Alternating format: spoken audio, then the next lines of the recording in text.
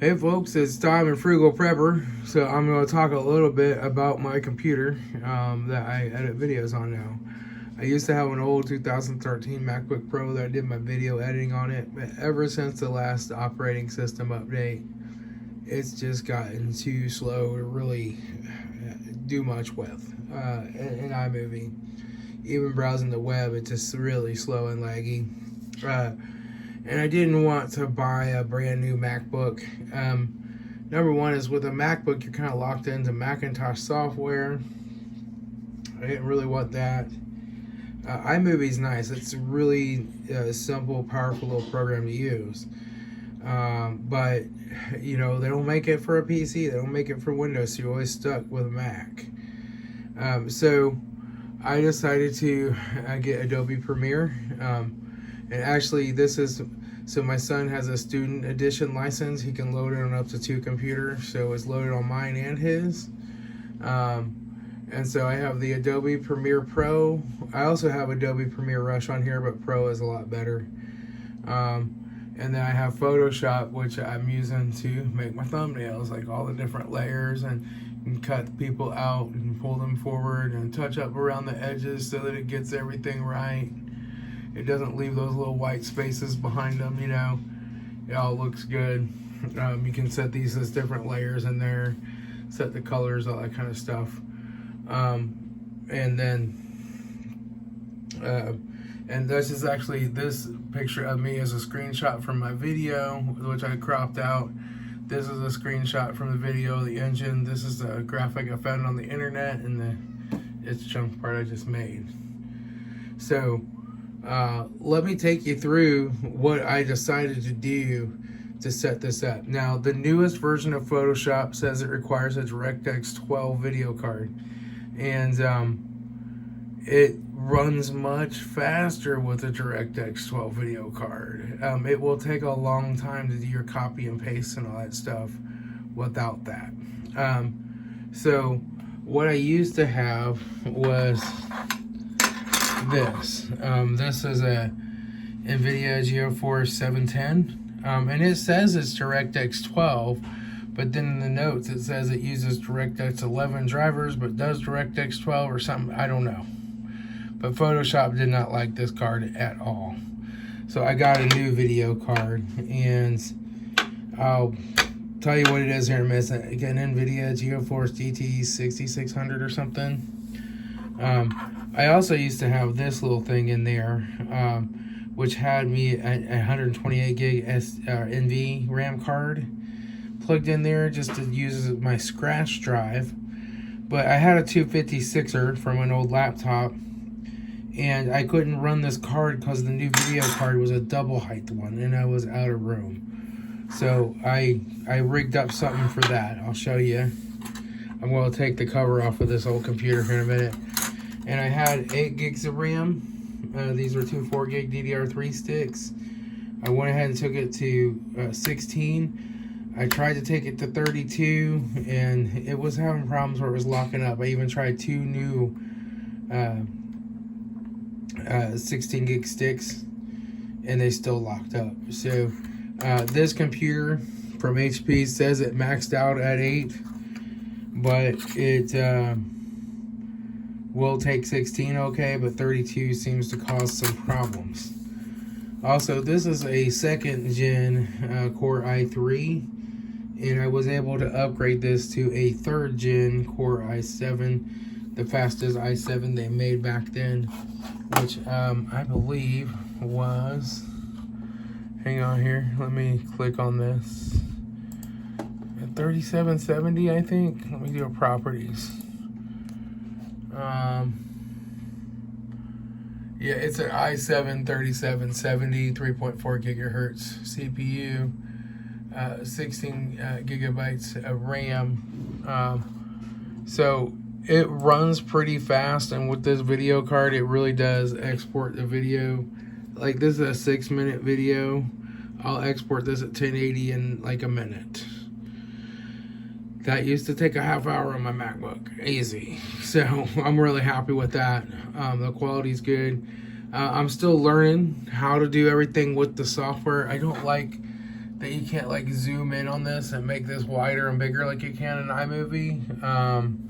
That's a little weird. I'm still learning that stuff. But all in all, it works pretty darn good. You have all your stuff over here that you're going to use in your video. And you can drag them over here and you can edit them. So I'm liking that part okay. I'm liking that. I just have to get used to it. These Adobe programs have a lot of freaking options and they can do a lot of different things. And learning how to do it and then remembering how you did it and what button you had to go click on is really something sometimes, you know, but you know, it works. But yeah, I'm running Windows 10 64-bit 22H2. I haven't done the Windows 11 yet. Technically this computer won't support it because it doesn't support drive encryption, but I have a workaround for that. I could do a Windows 11, but the Windows 10 seems to be working. So what I'll go ahead and do is shut it down here and we'll pop this cover open and I'll show you what's going on inside of it. This is actually a computer that I got for free, that I did some upgrades on and made it good enough so that it works well. Alright, so this is the inside of that computer. One of the first things I did was get rid of the rotational drive, and I put a 512 gig SSD in here. This is the Inland Professional one. It says it has a read speed of 520 and a write speed of 450. That's pretty darn close. I mean, I'll get real close to those read and write speeds. So that's actually been a really good drive, and it was $24 at Micro Center. So I'm not too upset about that. And I also put in this gigabyte card. This is a 1660C or something. It's a nice fast DirectX 12 video card. Now it required this special connector that this power supply didn't have. So I got this thing that hooks onto a SATA port and adapts it and makes that. I'm sure this power supply does not have enough wattage, but it seems to be working just fine, so I'm going with it. The other thing, this right here is a USB 3.0 card. So you can see back there it has two USB 3.0 ports on it. Then I also have this cable that plugs into it, and it comes down here and it breaks out to two of these USB ports. Right, and I actually have that plugged into a USB 3.0 enclosure. Actually, it's a 3.1 or closure or something. I have that broken out, and I put my 256 gig NVMe drive on there for my scratch data. So that gives me a little extra storage when I'm working with video.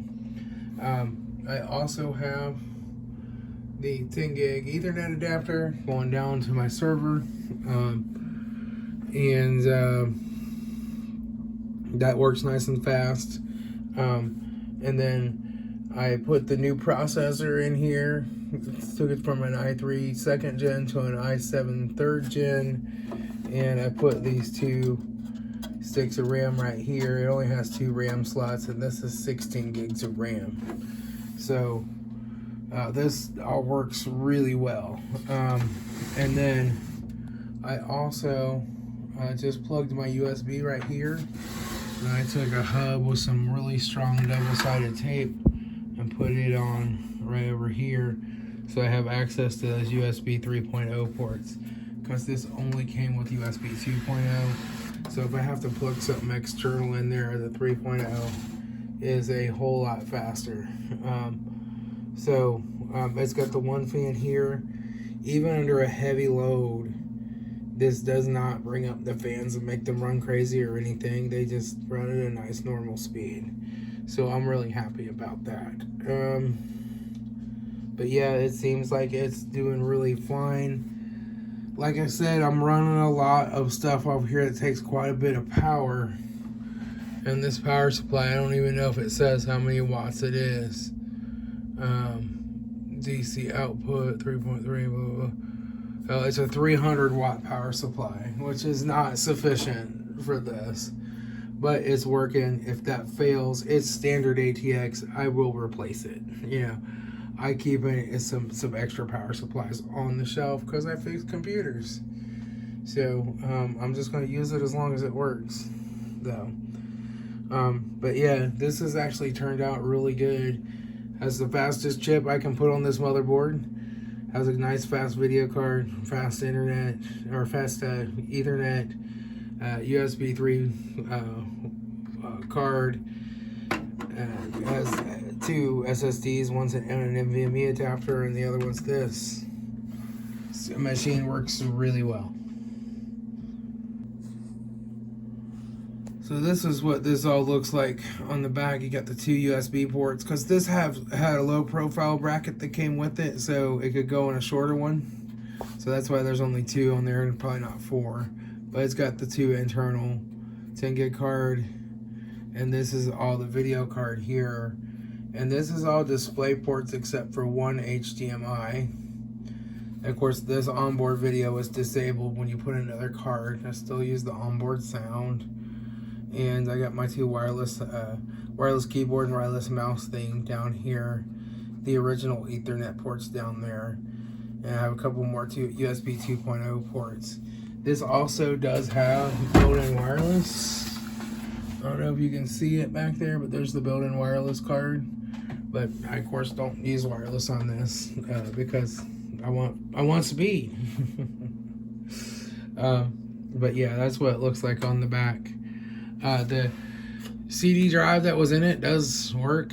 I think I have it plugged in still. I think so. But I don't ever use it. So yeah, there's that.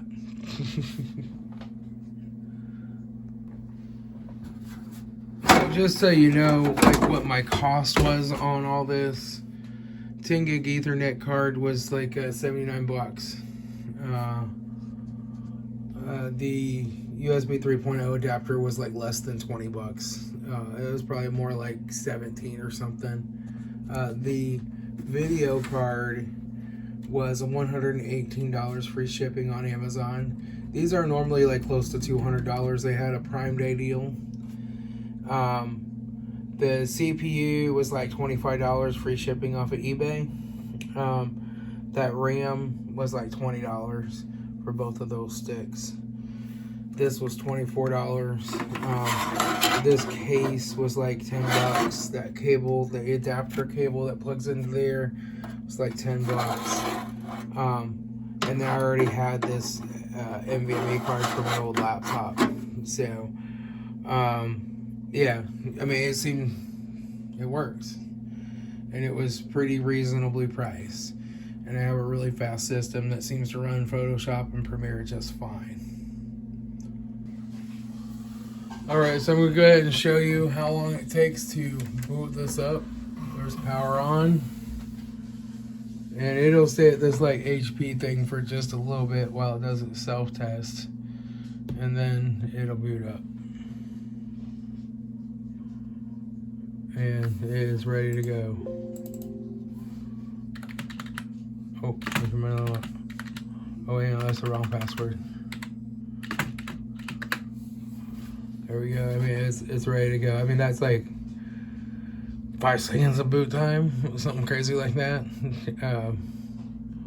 You know, really fast. So what I'm going to do is run this performance thing. And basically, I haven't done this since I've upgraded the processor, so I want to see what kind of difference that will make. And we'll say just continue, and then we will let it load everything down here. Yeah, sure. Okay, and now we'll run the benchmark. And basically it's going to do the CPU testing first. So it's going to run an integer math test and all that kind of stuff. So we're going to see where our CPU comes out at. Let me move that light so it'll quit hitting everything. prime numbers. And it's going to do extended instructions and all that. I'll be back here when it starts doing the 2D graphics. Okay, it's just about finished with the CPU test. It's doing the CPU single threaded test. And then it's going to switch to the 2D graphics here in a second. Maybe. Yeah, there's the 2D graphics. That's pretty cool. It seems pretty fast. I don't know. It seems fast to me. I don't know if it is or not. But it's just going to do a whole bunch of like zooming in, scrolling back and forth, zooming out, zooming back in.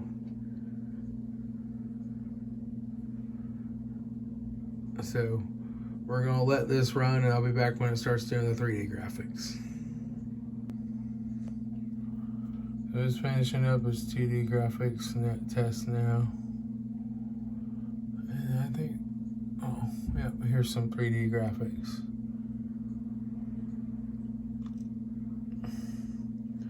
That's cool. We got planes flying in big circles. Like, yeehaw.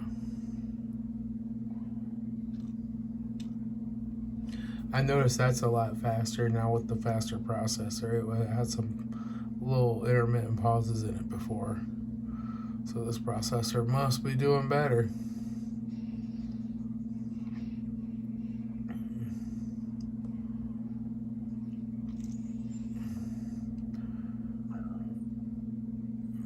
Okay. Well, now we're doing a DirectX 10 test.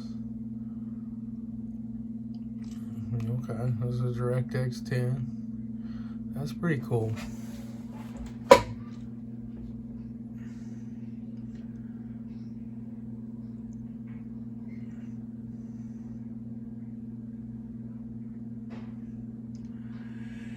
It's all amazing compared to what we used to have, which was CGA with 4 crappy colors. That's what we used to play games with back in the day. Okay, and now it's going to do a DirectX 11 test.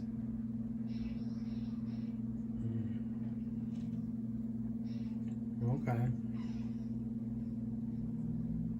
Well, that's pretty cool. It's like we're on the moon base or something. Oh, there's some jellyfish things up there.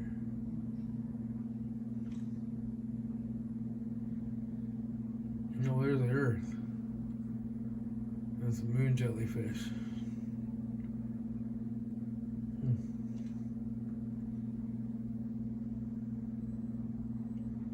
That's pretty cool. Okay, now we're doing DirectX 12. Which this vehicle is supposed to fully support DirectX 12, so I'm guessing it does.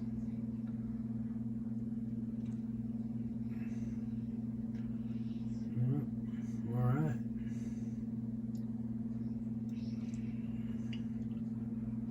That's pretty cool. Look at a spaceship flying around and stuff.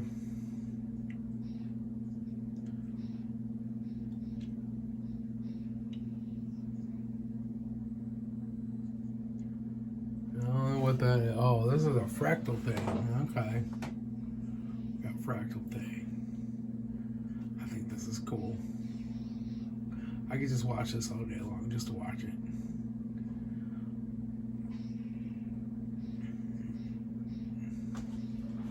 Alright. So now it's going to do the... Oh, well, I guess it's still doing some fractal stuff. It tells you up here what the frames per second are. So 229, 228 frames per second. Okay. Oh, here's something else. It's the blob. It's around 448 frames per second. GeoForce GTX 1660. It knows what my GPU is too. Okay. Oh, that's pretty cool. Yeah. All right. Ooh. Wow. Wow. Ooh.